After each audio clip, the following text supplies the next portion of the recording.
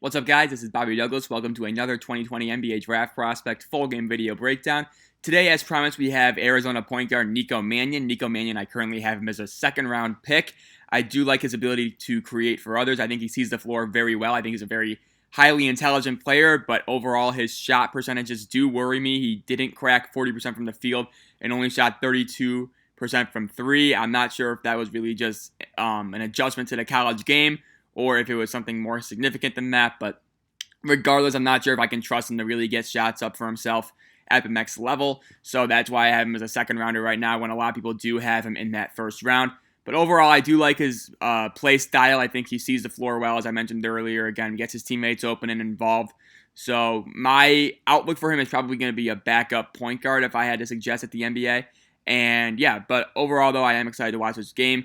It's not a full game, obviously. I couldn't find any full-length Arizona games, so this is just a condensed game against Oregon where he's going to have 13 points, 8 assists, 4 rebounds, 1 steal, and 6 turnovers in an overtime loss against Oregon. So I'm excited to get into this with you guys, and let's get right to it. So he's going to be number 1 in the white, I believe. So I will just point him out when we see him. So he's on the ball right now against Peyton Pritchard. And again, he looks pretty solid defensively. Again, he's pretty aware. Again, IQ-wise, I think he's one of the best in the draft. And so here he is on Pritchard. And again, nice contest, and that's just a tough shot from Peyton Pritchard. Overall, I do like his defense. He's a pretty solid athlete as well. He can finish over guys. He just didn't really show a whole lot of that at Arizona, I would say. In high school, though, he was a very solid athlete.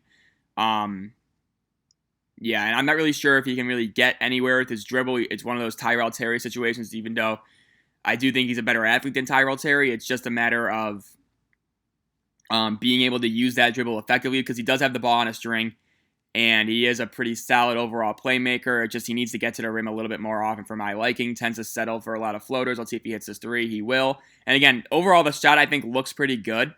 It's just a matter of just getting it off. And so again, nice shot. So right there, he kind of just like let Peyton Pritchard go by him. That's tough. But we did see the three, and we have seen a shot from him so far. And again, the shot form looks good. It's a little bit slow in terms of its release, I would say. And let's see if he gets that floater. He won't. And again, I think his shooting numbers are probably worse than his actual shot. I think it came with just a lot of taking a lot of mid-range twos and not really being able to get enough separation going towards the basket. But I think overall the shot looks good. It's just a little bit slow. It looks pretty set. Takes him a while to load up. But I think he's a pretty capable shooter. Just a matter of getting it off consistently and open. So again, you can see him one pass away.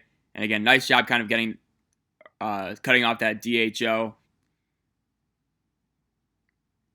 So I think he's very smart defensively. Again, another job cutting off a DHO. And again, he's guarding Peyton Pritchard, who was probably one of the best players in the Pac-12 this year.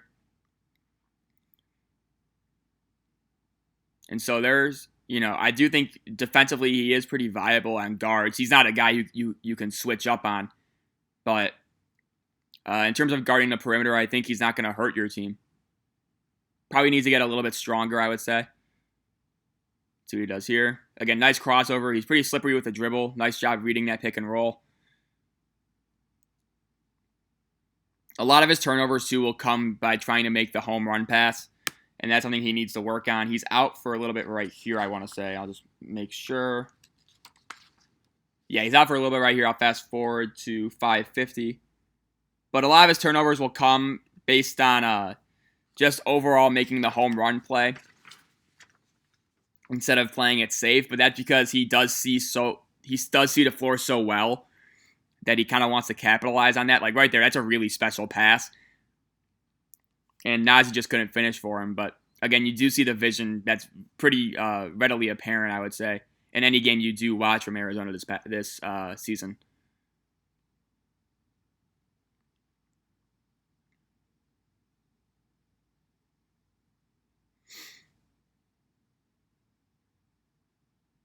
But again, I'm just probably a little bit lower on him than the consensus, just because his overall shot profile isn't that encouraging. I worry that'll be able to get to the rim and get open in the NBA. I'm not sure how able to get separation he is as well. So there's a lot of concern for me. I think he could be a pretty solid backup point guard, but instead of having him in the Cole Anthony, Tyrell Terry tier, I probably have him in the Cassius Winston tier. Just those guys you can get value for in the second round. And he was on the ball, got beat on that pump fake, and then he got called for a foul. I think it's going to be 2 free throws here. Yeah. Overall, defensively, though, I think he's pretty disciplined, pretty solid, at least on guards.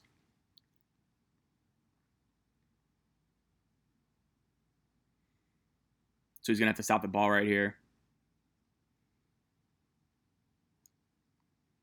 And so, again, that's a pretty good guard into a contest. The shot was made, but I do like that contest from Nico Mannion.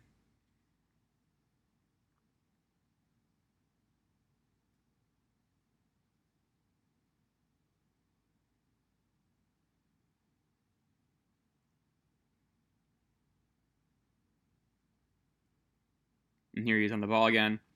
Right there, kind of got shook out of his shoes, and that's a tough possession. But he did get a decent contest on it. Right there, another contest from Mannion. And again, it's not an effort issue at all. I think he hustles well. He's kind of darts all around the floor on defense. Reacts well. Let's see if he hits this three. So again, the shot looks pretty good. So it's not broken by any means. I just think he struggled to get fully open in college. And whether or not that'll change in the NBA, I'm not sure. And listen, he wasn't a bad scorer in college. It's just his percentages were just rather low. He did average 14 points and around 6 assists per game. So those are legit numbers as a college freshman.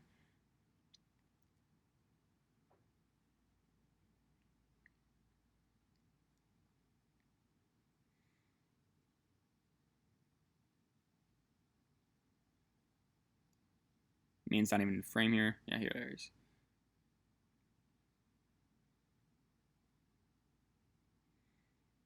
And again, here's Mannion on the ball. And see what he does here.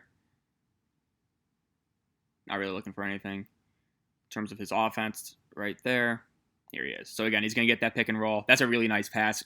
Nice subtle hesitation dribble. It baited Pritchard out to guarding him, and he just picked apart that Oregon defense and found Josh Green for the three. And that's the type of passing ability that does make him special in my eyes. Just that ability to pick apart defenses with his eyes and just deliver passes on a dime to open shooters and cutters. And again, I've never questioned his feel for the game or passing vision. I think those are his biggest strengths. Just his overall scoring acumen, I think, does worry me. Right there, you could see he kind of was just clumsy with the ball. But here he is guarding, and again, that's a great job busting up that transition run for Mannion. And so again, he's never out of it. He's always aware defensively, so there are a lot of things to like with him. But I just don't think he has the upside as some of these other guys do, and hence I think I have him 47th on my board right now.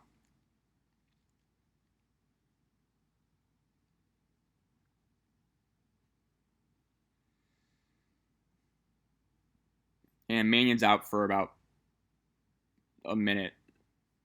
And there he is.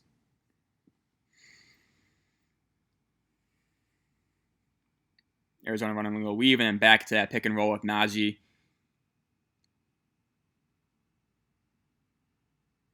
And that's a very bad pass.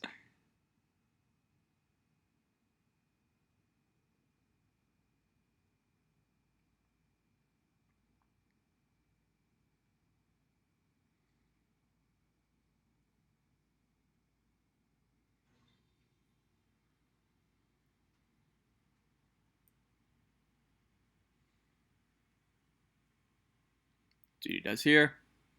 And so he has the ball, is looking to...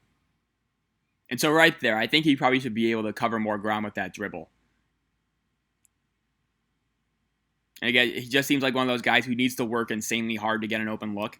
And usually those types of guys don't really project as solid scorers in the NBA.